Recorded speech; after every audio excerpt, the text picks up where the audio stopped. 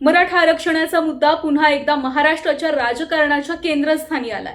कारण मराठा आंदोलक मनोज जरांगे पाटील यांनी 29 ऑगस्ट 2026 ला अंतरवाली सराटी येथे पुन्हा एकदा आंदोलन करण्याची घोषणा केली आहे। आता यावेळी जरांगे पाटील नेमके कोणत्या मुद्द्यांवर आंदोलन करणार आहेत, सरकारच्या वतीने शिष्टमंडळाने कोणते पर्याय जरांगेंना सांगितलेले होते आणि या सगळ्यामध्ये जरांगेंनी थेट मुख्यमंत्र्यांच्या वर्षा बंगल्यावर जाण्याचा इशारा का दिलाय हेच आजच्या व्हिडिओमध्ये सविस्तर पाहायचंय। नमस्कार। गेल्या काही वर्षात जरांगे पाटील यांनी मराठा आरक्षणाच्या मागणीसाठी अनेकदा आंदोलनं केली। पहिलं मोठं आंदोलन अंतरवाली सराटीमध्ये झालं, त्यानंतर मुंबईच्या आझाद मैदानावर आंदोलन झालं, पुन्हा अंतरवाली सराटीमध्ये उपोषण करण्यात आलं। प्रत्येक आंदोलनानंतर सरकारसोबत चर्चा झाली, काही मागण्या मान्य झाल्या, काहींसाठी समित्या सुद्धा स्थापन झाल्या।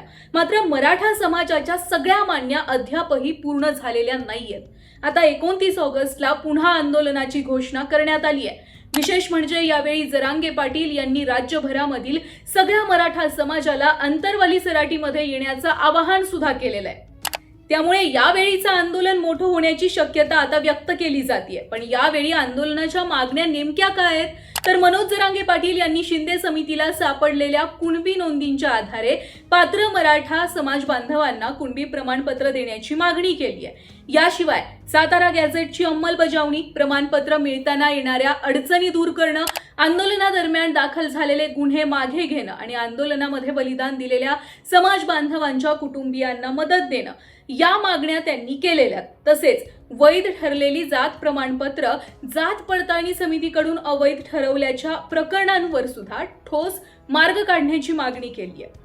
म्हणजेच यावेळी जरांगेंनी केवळ एका मागणीवर आंदोलन न करता अनेक प्रलंबित मुद्दे सरकार समोर ठेवलेले आहेत। आता प्रश्न असा आहे की 29 ऑगस्टचं आंदोलन होण्याआधी सरकारने जरांगेंची भेट घेण्यासाठी शिष्टमंडळ नेमकं का पाठवलं? बघा, यामागे मराठा समाजाची मोठी मतदार संख्या हे एक महत्त्वाचं कारण मानलं जात आहे।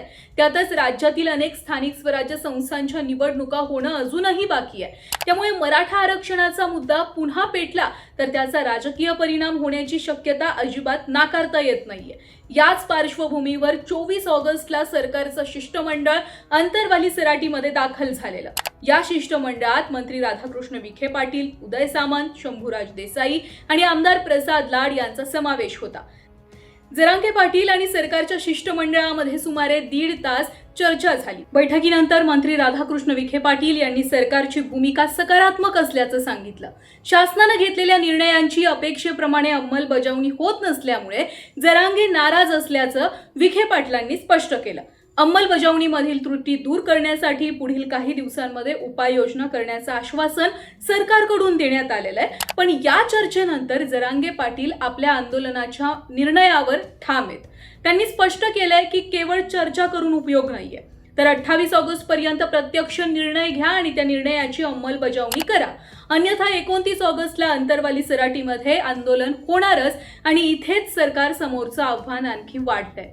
कारण जरांगेंनी यापुढे एक मोठा इशारा दिलाय, जर अंतरवाली सराटीमधील आंदोलनामध्ये कोणत्याही प्रकारचा अडथळा आणण्याचा प्रयत्न झाला तर माझ्यासह राज्यभरातील मराठा समाज मुंबईकडे कूच करेल आणि थेट मुख्यमंत्री देवेंद्र फडणवीस यांच्या वर्षा निवासस्थानावर येईल असा इशारा जरांगेंनी दिलाय। त्यामुळे आता सरकार समोर 2च पर्याय असल्याचं चित्र निर्माण झालंय। एक म्हणजे 29 ऑगस्ट पूर्वी जरांगेंच्या मागण्यांवर ठोस निर्णय घेणं आणि दुसरा पर्याय म्हणजे आंदोलनाला सामोरं जाणं। मात्र यावेळी जरांगेंची भूमिका पूर्वीपेक्षा अधिक आक्रमक दिसतीये। गेल्या काही दिवसांमध्ये तशा प्रकरणं पण घडलेली आहेत। बघा, गेल्या काही आंदोलनांमध्ये सरकारसोबत चर्चा झाल्यानंतर काही वेळा आंदोलनं मागं घेण्यात आली। सरकारने आश्वासनं दिलेली होती, समित्या स्थापन केलेल्या आणि काही निर्णय सुद्धा घेतलेले, मात्र त्याची अंमलबजावणी होत नसल्याचा आरोप जरांगे पाटलांनी सातत्याने केलेला होता। त्यासाठी आंदोलनं केली।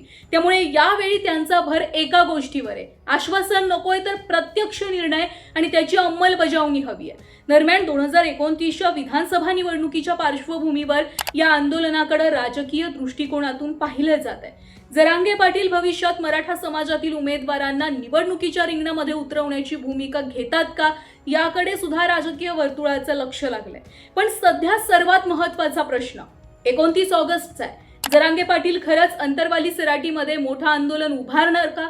राज्यभरामधून मराठा समाज मोठ्या संख्येनं अंतरवाली सराटीमध्ये दाखल होणार का? सरकार 28 ऑगस्ट पूर्वी ठोस निर्णय घेणार का? आणि जर निर्णय झाला नाही तर आंदोलन अंतरवाली सराटीपुरतं मर्यादित राहणार की थेट मुंबईपर्यंत पोहोचणार? या सगळ्या प्रश्नांची उत्तरं येत्या काही दिवसात स्पष्ट होतील. एक मात्र नक्की आहे, यावेळी जरांगे पाटील माघार घेणार की सरकारला अंतिम निर्णय घ्यावा लागणार याकडे संपूर्ण महाराष्ट्राचं लक्ष लागलंय. पण जर यावेळी जरांगे पाटलांनी नेहमीप्रमाणे सरकारसोबत तह केला, मध्यस्थी करून सगळं संपवलं, तर मात्र मराठा समाजाची प्रचंड नाराजी होईल आणि ज्या काही प्रलंबित मागण्या आहेत त्या कायमस्वरूपी तशाच राहतील असं काही वरिष्ठ पत्रकार म्हणतात. त्यामुळे या प्रकरणामध्ये पुढे काय होईल हे पाहणं खरंच महत्त्वाचं आहे. तुम्हाला काय वाटतंय? खरोखर मनोज जरांगे पाटील 29 ऑगस्टला आंदोलन उभारतील का आणि सरकार त्यांना कसा सपोर्ट करेल? तुमचं मत कमेंट बॉक्समध्ये नक्की सांगा.